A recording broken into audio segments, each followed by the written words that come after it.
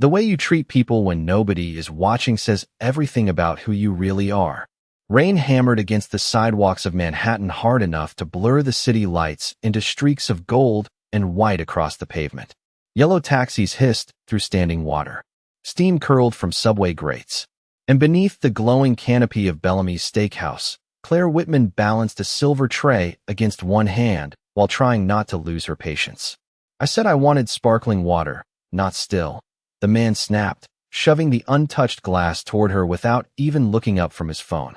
Claire forced a polite smile, though her feet ached after 11 straight hours in heels. "I'll replace it right away, sir." "You people never listen." The words landed harder than they should have.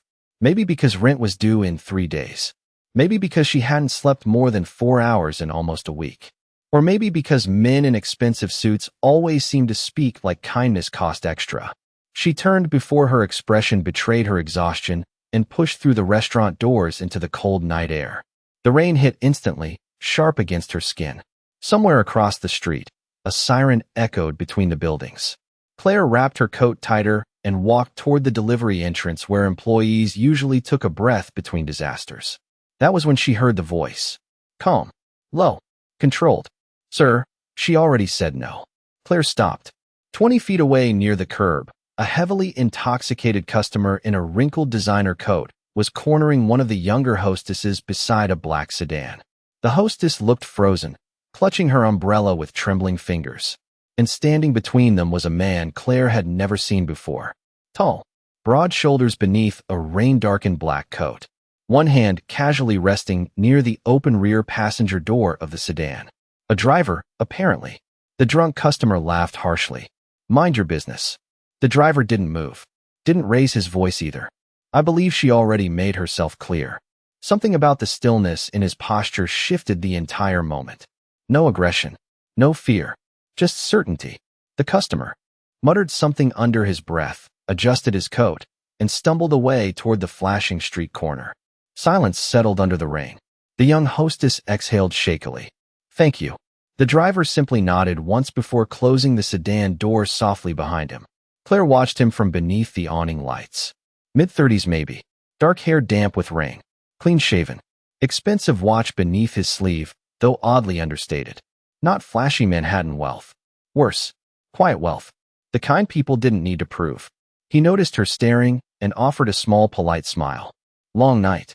Claire let out a tired laugh before she could stop herself. That obvious? Only to someone else still standing in the rain. His voice carried an ease that felt strangely out of place for a chauffeur. Educated. Controlled. Like every word had been measured before it left his mouth. Claire glanced toward the empty driver's seat. "Your boss keeping you out here all night?" Something like that. She nodded slowly. "Must be rough." "Not really." His eyes drifted toward the glowing restaurant windows.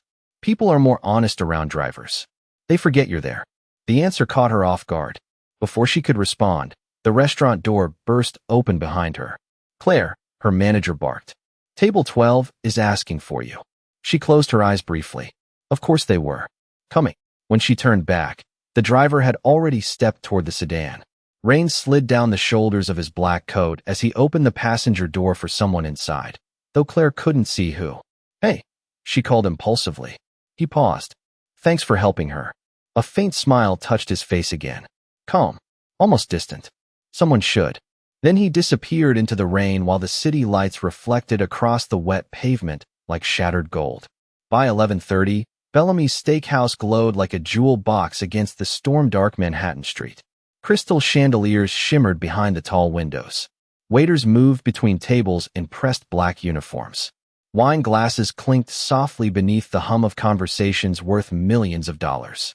And somewhere between table 12, complaining about imported sparkling water, and table 6 sending back a medium-rare filet because it was too medium, Claire Whitman felt her last ounce of patience slipping away. "Claire," her manager's sharp voice cut through the dining room noise. "The Winslow party wants another bottle of the Bordeaux. Personally this time." Of course they did. Claire forced another smile that never reached her eyes and grabbed the wine list from the service station. Her lower back burned. The skin near her heels felt raw from standing nearly 13 hours. But exhaustion did not matter in places like Bellamy's. Wealthy customers did not pay for honesty. They paid for perfection. As she crossed the dining room, she caught sight of herself reflected briefly in the mirrored wall near the bar. Blonde hair pinned into a neat twist already coming loose. Green eyes dulled by fatigue. Black uniform tailored just enough to look elegant without drawing attention. Invisible. That was the job. Be graceful enough to impress people. Invisible enough to forget 5 seconds later. Miss Whitman. Claire blinked and turned. One of the doormen stood beside her holding out a paper coffee cup. Someone left this for you. She frowned slightly. For me. The driver outside. Claire looked through the rain-speckled front windows toward the curb. The same black sedan still waited beneath the streetlight. And leaning quietly against the driver's side door stood the man from earlier. Dark coat. Calm posture. Hands tucked into his pockets while rain mist drifted through the glow of the city lights around him. He said you looked cold. Claire stared down at the coffee cup. No name written on it. Just plain black cardboard warmth against her fingers. She looked back outside again, but the driver had already stepped away from the window toward the curb as another luxury SUV pulled up beside the restaurant entrance. Strange. The words settled into her chest before she could explain why. Claire. Her manager again. Sharper this time. Now. She slipped back into motion immediately. Orders. Refills. Apologies. Smiles. The endless choreography of pretending rich people were fascinating. Nearly an hour passed before she finally escaped to the service hallway beside the kitchen. The moment the heavy door swung shut behind her, the noise dulled into muffled echoes. Claire leaned against the cold tile wall and took her first sip of the coffee. Fresh Colombian roast. Exactly 2 sugars. A little cream. Her eyes narrowed slightly. How did he even know how I drink it? Know who? Asked Olivia, another waitress, while tying her apron tighter. Claire shrugged casually. Nobody. But her thoughts drifted back toward the quiet driver standing in the rain without complaint while half the men inside Bellamy's threw tantrums over truffle butter. It did not make sense. Drivers in Manhattan usually looked exhausted or irritated. Most barely glanced at restaurant staff. But him? He watched people. Quietly. Carefully. Like he noticed things everyone else missed. The kitchen door swung open again and a wave of warm air rushed through. Claire. The bartender called out. VIP arrival outside. Your section. Naturally. She straightened instantly and stepped back into the dining room just as the front entrance opened.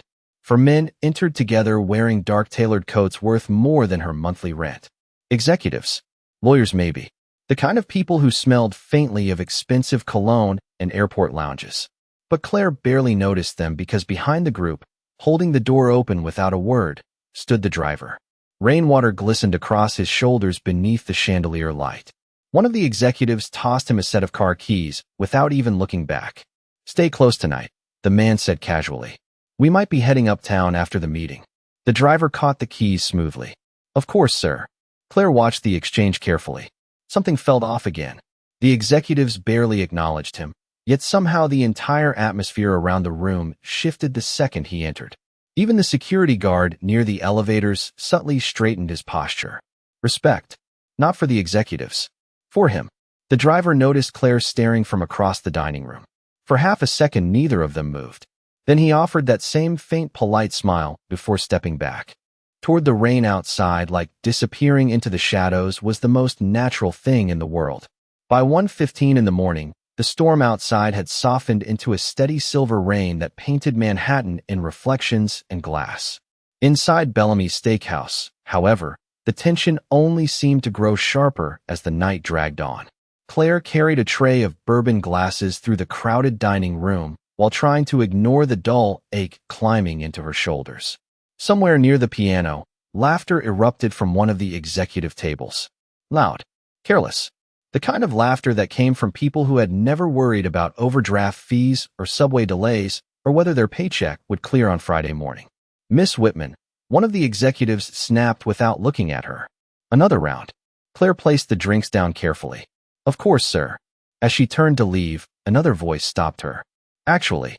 She looked back. The silver-haired executive loosened his tie slightly and nodded toward the rain outside the front windows. Tell the driver to bring the car around front. I do not feel like getting wet tonight. Claire hesitated briefly. The valet can help with that, sir. I was not speaking to the valet. His tone sharpened immediately. I was speaking to you. The men at the table chuckled quietly into their whiskey glasses. Claire forced herself to stay calm. Yes, sir. She moved toward the entrance, irritation simmering quietly beneath her composed expression. The closer she got to the front windows, the more clearly she could see him again beneath the streetlights. The driver stood beside the black sedan exactly where he had been earlier, one hand resting lightly against the roof while rain slid down the sleeves of his dark coat. Calm, patient, completely unbothered by the weather. Claire pushed open the heavy restaurant doors and cold air wrapped instantly around her. Hey, she called softly over the sound of passing traffic. He turned toward her. That same faint smile appeared again like he had somehow expected her. Your passengers want the car brought around front. I assumed they might. His voice remained smooth and even. Claire folded her arms against the cold. You know, most people would complain standing out here for hours. Most people are usually waiting for something. She frowned slightly. And you are not. For a moment, he looked past her toward the glowing restaurant windows. Not anymore. The answer lingered strangely between them. Claire studied him more carefully now beneath the streetlight glow. His posture was too confident. His diction too precise. Even the watch beneath his sleeve looked understated in a way that screamed expensive to anyone paying attention. Drivers did not usually wear Swiss watches worth more than studio apartments in Brooklyn. Can I ask you something? She said before she could stop herself. You may. How long have you worked for these people? A flicker of amusement touched his expression. Long enough to know exactly who they are. Claire laughed softly despite herself. That sounds personal. Maybe it is. He stepped toward the driver's side door and opened it smoothly before pausing again. And you? Claire blinked. Me? How long have you worked somewhere that makes you this tired? The question hit harder than she expected. Maybe because he said it so quietly. Not as judgment. Not as pity. Just observation. Claire glanced down at the wet pavement. Long enough. He nodded once like he understood more than she had actually said. Behind her, the restaurant doors burst open as the executives stumbled outside beneath the canopy, laughing loudly about stock prices and private golf memberships. The silver-haired executive pointed immediately toward the sedan. Finally, then his eyes landed on Claire still standing beside the driver. Careful, he smirked lazily. You start talking to chauffeurs too long around here, and people begin lowering their expectations. The other men laughed again. Claire felt heat rise instantly into her face. But before she could respond, the driver spoke first. Calmly. I think her standards are doing just fine. Silence. Brief but sharp. The silver-haired executive stared at him for a second, surprised by the response. Then he scoffed and climbed into the back seat without another word. One by one the others followed. The driver closed each door quietly before walking around the sedan. But before getting inside, he looked once more toward Claire standing beneath the rain-dimmed restaurant lights. Good night, Claire. Her breath caught slightly. She had never told him her name. The realization settled slowly into her chest as the black sedan pulled away from the curb and disappeared into the glowing Manhattan traffic.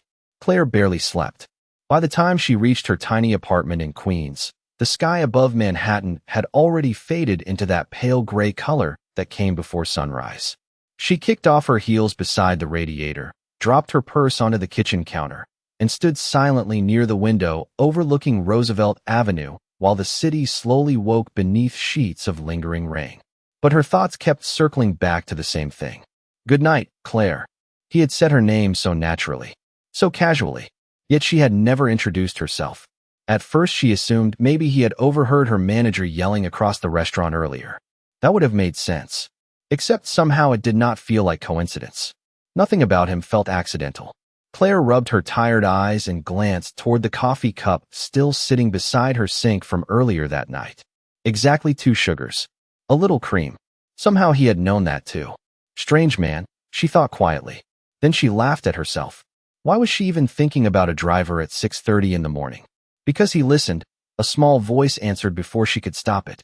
The realization irritated her immediately. Claire had spent years learning not to romanticize men with polished manners and expensive watches. Men in Manhattan smiled while they lied. They complimented you while checking their phones. They talked about hard work, while assistants carried their entire lives for them. She knew better now. She had to. By 4 that afternoon, Bellamy's was already preparing for another packed evening. The restaurant buzzed with nervous energy as managers rushed between tables adjusting reservations.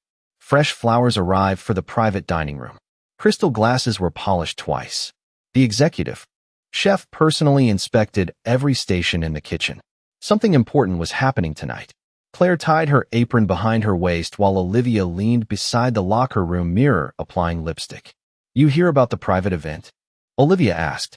"No, some huge corporate dinner. Apparently one of the biggest companies in the country is sending executives here tonight." Claire shrugged tiredly. "As long as they tip." Olivia laughed softly. "You are in a mood today." Claire reached for her order pad. "I worked a double shift yesterday." "Still thinking about Mystery Driver?" Claire froze briefly. "What?" Olivia smirked. "Please. I saw the way you looked at him." "I did not look at him any differently than anyone else." "Claire." Olivia lowered her voice dramatically. The man looked like he walked out of a magazine ad for expensive watches and emotional damage. Claire rolled her eyes despite herself. "He is a chauffeur." Olivia grinned knowingly. "And I am secretly dating Chris Hemsworth." Before Claire could respond, her manager stormed through the hallway carrying seating charts.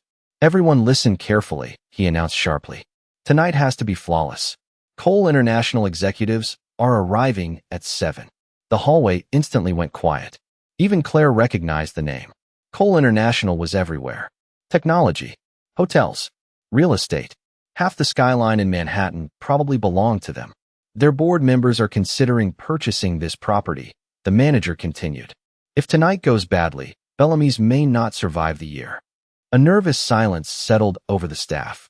Claire exchanged a glance with Olivia. Restaurants in Manhattan disappeared every week. One bad quarter. One rent increase. One powerful investor deciding they wanted another luxury tower instead of steak dinners and chandeliers.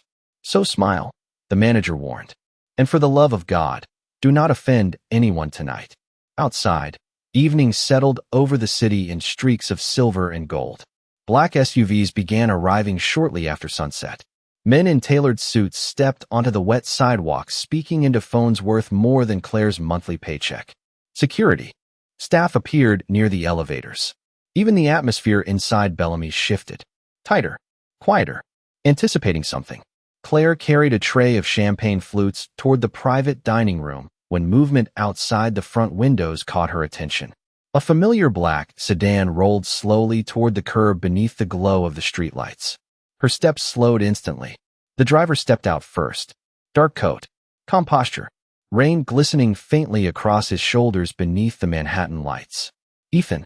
For the first time, Claire realized she had been waiting to see him again.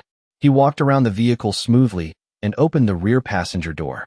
But instead of standing aside like a normal chauffeur would, something unexpected happened. Every executive near the entrance straightened immediately. One even adjusted his tie nervously. Claire frowned slightly. Then the silver-haired executive from the night before stepped out onto the sidewalk and spoke quietly to Ethan before nodding respectfully. Respectfully. Not casually. Not dismissively. Respectfully. Claire felt something shift uneasily in her chest as Ethan glanced through the restaurant windows, and their eyes met once again across the crowded, glowing room. The dining room at Bellamy's had never felt this tense before. Every tablecloth sat perfectly aligned. Every champagne glass reflected the chandelier light like crystal fire. Even the piano player near the bar seemed to press the keys more carefully tonight. Claire adjusted the cuff of her black sleeve and carried a tray of sparkling water through the crowded room while trying not to look toward the entrance again. But she kept looking anyway. Ethan stood near the front windows speaking quietly with two executives from Cole International. Not one of them interrupted him. Not one of them treated him like staff. In fact, the older executive from the night before actually leaned slightly toward him while listening. Claire slowed near the wine station, watching carefully. "You are staring again," Olivia whispered beside her with a grin. Claire immediately looked away. "I am not." "You absolutely are." Olivia followed her gaze toward Ethan. "Okay, wait. Why does the driver somehow look more expensive than the people he drives around?" Claire exhaled quietly. "I do not know." But that was the problem. She really did not know anymore. Before Olivia could say another word, the restaurant manager hurried toward them with panic written across his face. "Claire, what happened?" "Private dining room. Now." She followed him immediately through the crowded restaurant toward the back section, where Bellamy's hosted elite clients away from cameras and curious eyes. The moment she entered the room, she felt the pressure in the air. 6 executives sat around the long polished table, surrounded by untouched wine glasses and half-open laptops. Tension hummed beneath the expensive suits and forced smiles. "There is an issue with the wine order," the manager whispered urgently. Mr. Holloway specifically requested the 1998 Bordeaux Reserve. The distributor sent the wrong vintage. Claire glanced toward the table. The silver-haired executive from before sat near the center, flipping impatiently through documents. "Then offer another bottle," she whispered back. "We tried." The manager swallowed hard. "He says the year matters because it was served at some merger dinner 20 years ago. Apparently tonight is symbolic." Claire closed her eyes briefly. Rich people and symbolism. Of course. And he wants to speak to someone competent. Before Claire could answer, a calm voice spoke from behind her. "The reserve collection downstairs still has 2 unopened bottles from 1998. Claire turned sharply. Ethan stood quietly in the doorway, holding a folder beneath one arm. The room instantly shifted the second he entered. Executives straightened subtly. Even the manager stepped aside without thinking. "Impossible," the manager said quickly. "We checked inventory already." Ethan's expression never changed. "You checked the upstairs cellar." Bellamy's bought the lower inventory from Lauron Vineyards during the bankruptcy auction in 2018. 2 bottles were never transferred into the digital system. Silence. The manager stared at him. "How would you even know that?" Ethan glanced calmly toward the table. "Because your previous owner mentioned it during a dinner meeting 3 years ago." Claire felt her stomach tighten slightly. Drivers did not memorize hidden wine inventory from billion-dollar restaurant acquisitions. The manager rushed downstairs almost immediately. And less than 3 minutes later, he returned carrying 2 dusty bottles with trembling hands like he had just uncovered buried treasure. "How?" he muttered breathlessly. Ethan simply adjusted the sleeve of his coat. Sometimes people ignore the quiet person in the room. The silver-haired executive suddenly laughed from the table. "That sounds familiar." Claire looked toward him in confusion, but the man only smiled faintly into his whiskey glass. Then his attention shifted toward Ethan again. "You joining us tonight?" Ethan glanced at his watch. "Not yet. Not yet." The words echoed strangely in Claire's mind. The manager nearly bowed while taking the wine bottles from Ethan's hands. "You may have just saved this entire evening." Ethan nodded politely like it meant nothing. Then his eyes drifted toward Claire. "Looks like your night just became slightly easier." She folded her arms carefully. "You seem unusually informed for a chauffeur." For the first time, real amusement flickered across his face. "Small, brief, dangerous somehow. And you seem unusually observant for someone running on 2 hours of sleep." Claire froze. "How do you know I barely slept?" Ethan's gaze softened slightly. "Because tired people carry themselves differently than sad people." The room around them continued buzzing quietly with executive conversations and clinking glasses. But for a moment, Claire barely heard any of it. She only noticed the way he spoke. Calm, precise, like every sentence carried more meaning beneath it. Then one of the executives called out from the table. "Ethan." Claire's breath caught instantly. "Not sir. Not driver. Ethan." The silver-haired man lifted his glass slightly. "Board meeting starts in 30 minutes. Ethan gave a small nod before turning back toward Claire one last time. "Try to get some rest eventually." Then he walked deeper into the private dining room while every executive at the table unconsciously shifted their attention toward him. Claire spent the next hour moving through Bellamy's in a strange daze. Orders blurred together. Wine labels, steak temperatures, dessert trays balanced carefully beneath the glow of chandeliers, while conversations worth millions floated through the air around her. But her thoughts kept returning to the same thing. Ethan, not the driver. Not really. She replayed every interaction in her head while carrying plates through the crowded dining room. The way executives listened when he spoke. The way the security staff instinctively stepped aside for him. The hidden wine inventory he somehow remembered from a business deal years earlier. And most of all, the silence that followed whenever he entered a room. Powerful people usually announce themselves loudly. Expensive watches. Raised voices. Demands. But Ethan moved differently. Quietly. Like someone who no longer needed attention because he already owned it. "Claire." She blinked and turned toward the service station where Olivia was staring at her suspiciously. You almost walked past table 9 without their drinks. Claire exhaled softly. Sorry. Olivia crossed her arms. You are distracted. I am tired. No, Olivia smirked knowingly. You are curious. Claire grabbed 2 glasses of Cabernet from the counter. About what? About mystery man with the face of a movie star and the emotional range of a locked safe. Claire tried not to laugh. Failed slightly. You are ridiculous. And you are absolutely thinking about him. Before Claire could deny it again, the manager hurried across the dining room toward her looking more stressed than ever. Claire, private dining room. Her stomach tightened immediately. What now? One of the executives is demanding a menu adjustment and the kitchen is already overwhelmed. I am not a miracle worker. Tonight you are. He lowered his voice. Please. Claire grabbed her order pad and headed toward the private room once again. But the moment she stepped inside, she realized the atmosphere had changed completely. The executives no longer looked relaxed. Several laptops sat open across the polished table. Financial charts glowed on screens. Low, tense conversations filled the room beneath the soft jazz music drifting faintly from the main dining area. And at the far end of the table sat Ethan, not standing quietly near the door anymore. Sitting at the head of the table, Claire slowed instinctively. The silver-haired executive looked up first. Finally, he rubbed his temple impatiently. Can the kitchen accommodate a dairy-free tasting menu for our guests from San Francisco or not? Claire recovered quickly. Yes, sir. I will speak directly with the chef. Good. He waved distractedly toward the table. And more coffee. We are going to be here a while. Claire nodded and moved toward the espresso station near the wall. But as she poured coffee into porcelain cups, she could feel Ethan watching her quietly from across the room.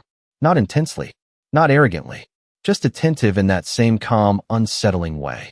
One of the younger executives suddenly spoke while scrolling through a financial report. If the acquisition goes through tomorrow, Bellamy's staff will probably need restructuring. Claire's hand paused slightly over the coffee pot. Another executive shrugged casually. Most of them will be replaced anyway. New branding usually means new personnel, especially front-of-house staff, someone else added with a careless laugh. Customers paying $600 for Wagyu beef expect a certain image. Claire kept her expression neutral even as the words landed heavily in her chest. Replaceable. That was all service workers ever were to people like this. Numbers on payroll sheets. Easily removed. She set the coffee cups down carefully one by one. Then Ethan finally spoke. Quietly. Interesting. The entire room went still immediately. One executive cleared his throat awkwardly. I only meant from a business standpoint. Ethan leaned back slightly in his chair. Calm. Composed. Tell me something, Daniel. His voice never rose. How many employees at Bellamy's know the names of regular clients without checking reservations? Silence. Daniel blinked. I do not know. How many can recognize dietary allergies from memory? No answer. Ethan folded his hands loosely together. How many continue working double shifts while still treating strangers with dignity? Claire looked down quickly before anyone noticed the sudden tightness in her eyes. Ethan's gaze drifted briefly toward her before returning to the table. People who make others feel invisible usually understand very little about value.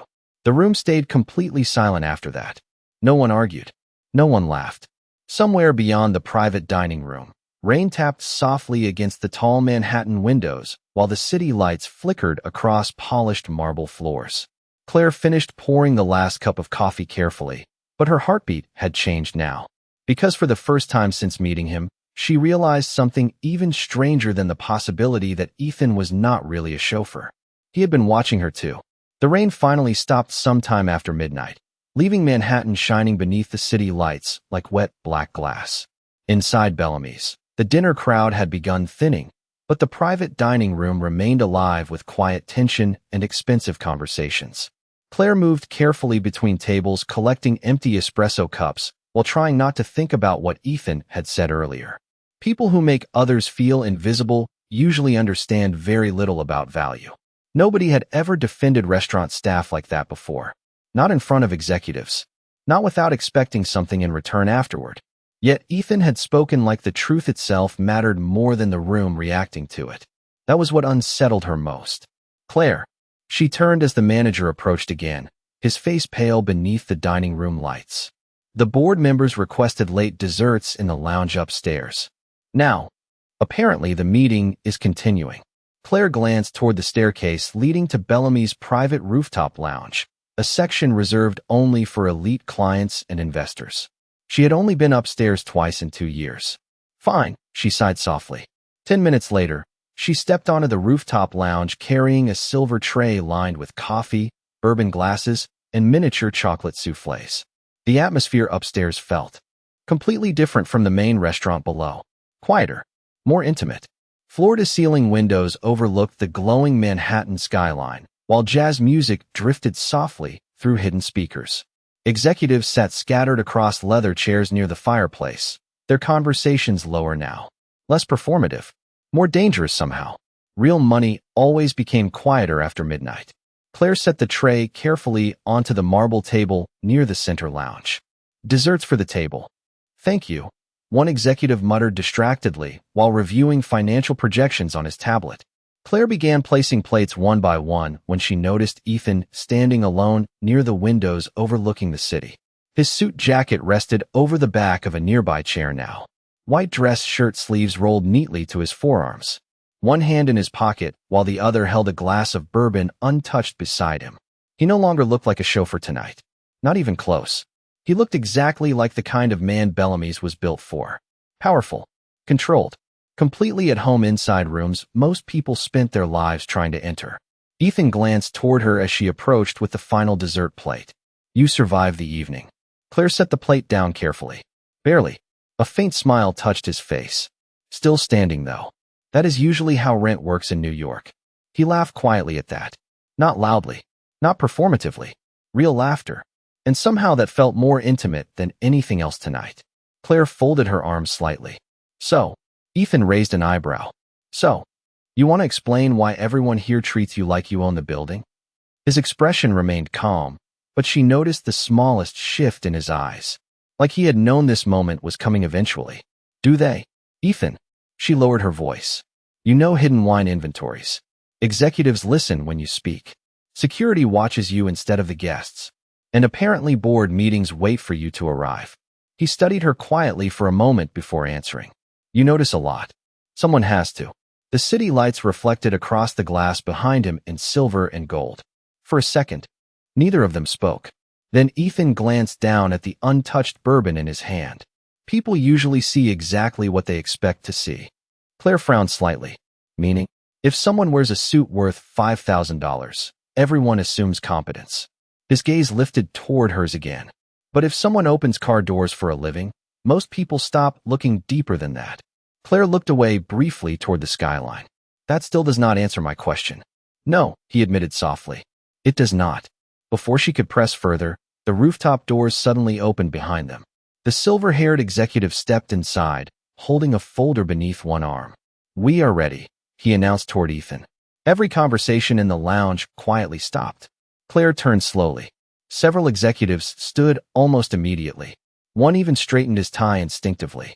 The silver-haired man looked directly at Ethan again. The acquisition contracts are finalized.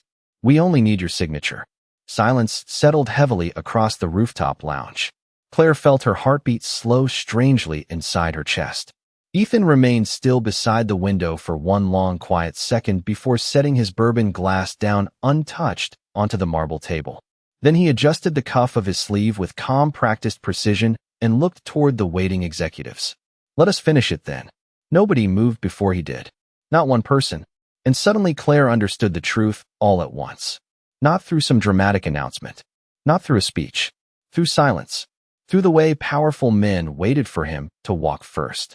Claire stood completely still beside the marble dessert table while the rooftop lounge shifted around her like a world suddenly falling into focus.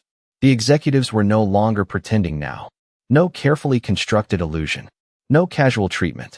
No jokes about chauffeurs.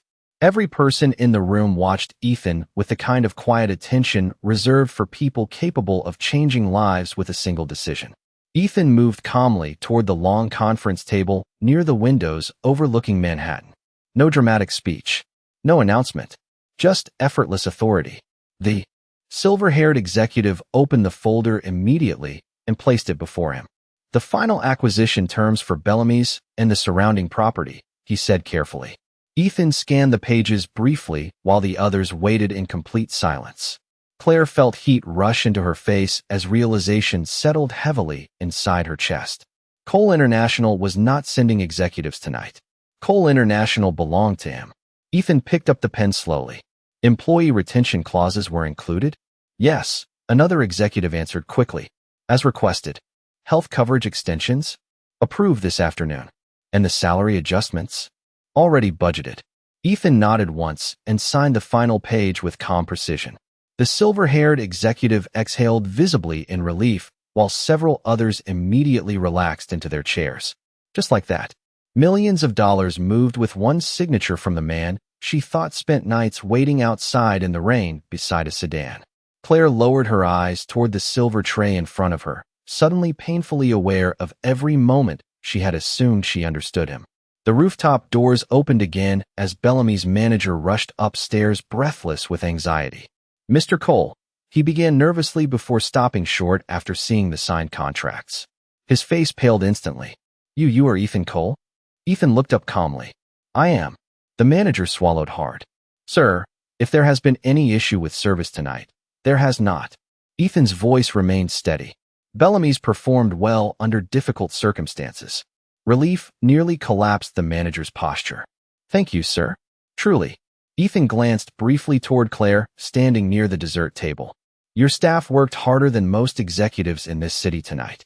The manager followed his gaze toward Claire and blinked in confusion before nodding repeatedly. Yes, absolutely. Claire is one of our best employees.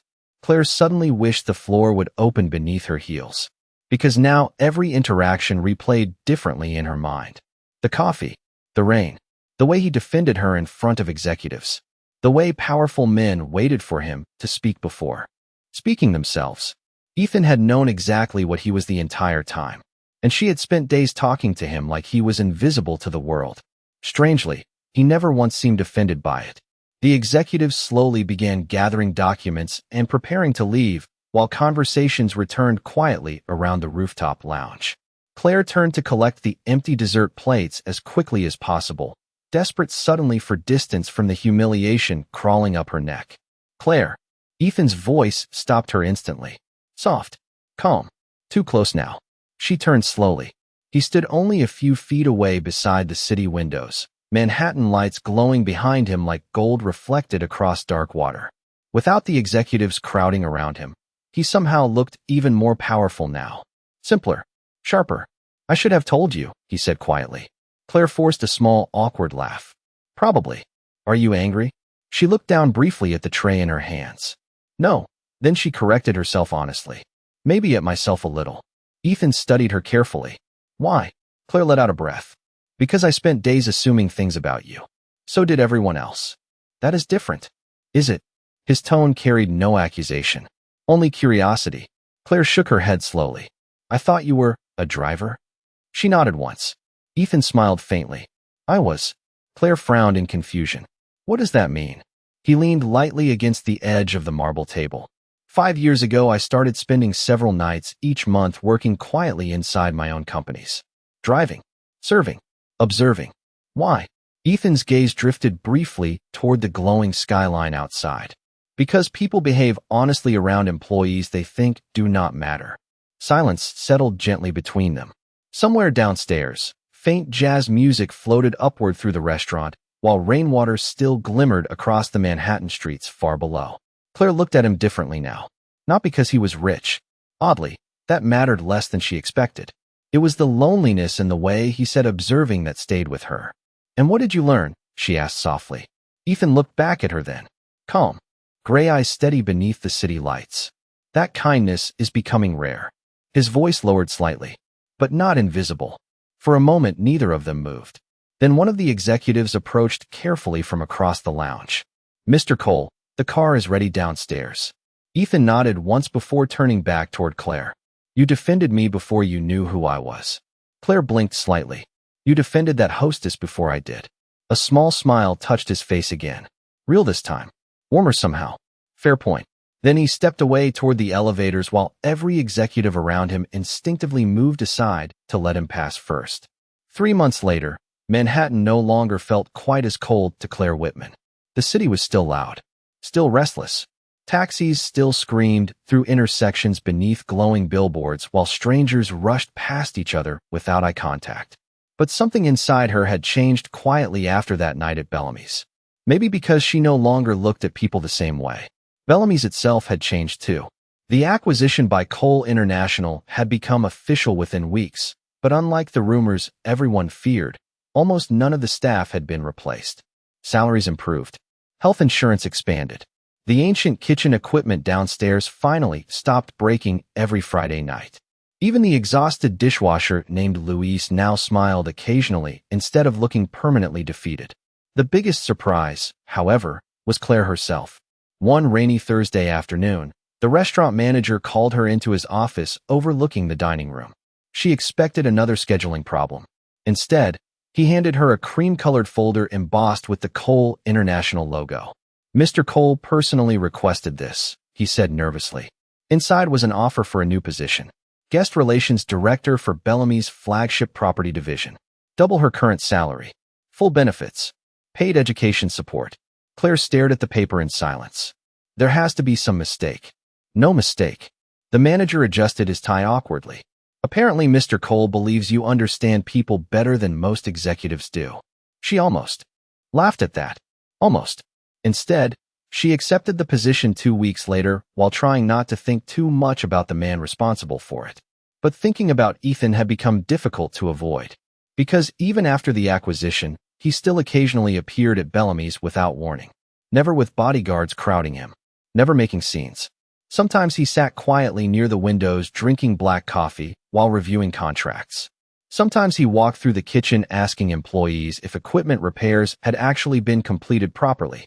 Once, Claire even caught him helping an elderly hostess carry boxes during a busy lunch rush, while 3 investment bankers nearby argued about cryptocurrency prices. Nobody ever seemed fully comfortable around him. Respectful, yes. Intimidated sometimes. But never relaxed. Except Claire noticed something strange over time. Ethan always seemed calmer around employees than executives. Like he trusted ordinary people more than powerful ones. On a quiet December evening, nearly 4 months after the rooftop revelation, Claire stood outside Bellamy's after closing while soft snow drifted through the Manhattan air. Christmas lights reflected across the wet sidewalks in gold and silver ribbons. Her breath curled faintly in front of her as she wrapped her coat tighter against the cold. "You still stand outside when you are tired." Claire turned instantly. Ethan leaned casually against the same black sedan from months earlier, snowflakes settling across the shoulders of his dark wool coat. Somehow the sight of him there no longer surprised her. "And you still drive yourself around Manhattan pretending to be invisible," she replied softly. A faint smile touched his face. "Old habits." Claire stepped closer beneath the glow of the restaurant lights. "You know, most billionaires hire people for this part." Ethan glanced toward the sedan. "I like driving." "Why?" He considered the question quietly before answering. "Because nobody asks anything from me inside a car." The honesty of the answer settled gently between them. Claire looked toward the Manhattan skyline stretching endlessly beyond the avenue. "That sounds lonely." Ethan slipped one hand into his coat pocket. "Sometimes leadership is." Snow drifted silently around them, while distant traffic hummed through the city like waves. For a moment neither spoke. Then Ethan reached into his pocket and handed her a small, folded piece of paper. Claire opened it carefully. Inside was a handwritten note in clean, precise lettering. "Thank you for seeing people before status." She looked up slowly. "Ethan, most people notice power first," he said quietly. "You notice character." Claire laughed softly under her breath. "Actually, I thought you were a chauffeur with emotional issues." To her surprise, Ethan laughed. Fully this time. Warm enough to fog slightly in the winter air. Fair assessment. The city lights reflected in his gray eyes as he looked at her. Not like a billionaire studying an employee. Just a man finally allowed to stop pretending for a few minutes. Then he opened the passenger door of the sedan gently. "Can I drive you home, Claire?" She studied him for a second beneath the falling snow. The quiet confidence. The expensive watch hidden beneath simple sleeves. The man powerful enough to own half the city, yet still willing to stand outside restaurants in the cold, unnoticed by strangers. Then Claire smiled softly and stepped toward the car. Somewhere above them, Manhattan continued glowing through the winter night while snow settled across the sidewalks in silence. And for the first time in years, neither of them seemed in a hurry to be anywhere else. Because sometimes the people with the most power are the ones who no longer need the world to recognize it.